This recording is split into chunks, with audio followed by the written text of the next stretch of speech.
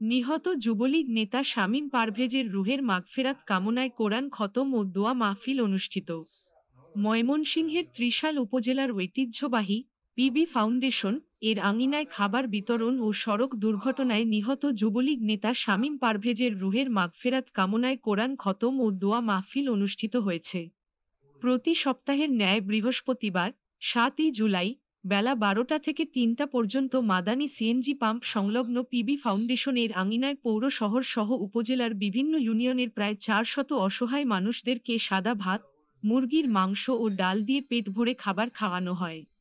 খাবার কার্যক্রম বিতরণ, কোরআন খতম ও দোয়া মাহফিলে পিবি ফাউন্ডেশনের প্রতিষ্ঠাতা চেয়ারম্যান সোহেল রানার সভাপতিত্বে বিশেষ অতিথি হিসেবে উপস্থিত ছিলেন পৌরসভার ৪ নং ওয়ার্ডের কাউন্সিলর আজহারুল ইসলাম আজহার, উপজেলা আওয়ামী লীগের সাংগঠনিক সম্পাদক রাজীব পারভেজ, উপজেলা আওয়ামী লীগ নেতা কায়সার আহমেদ।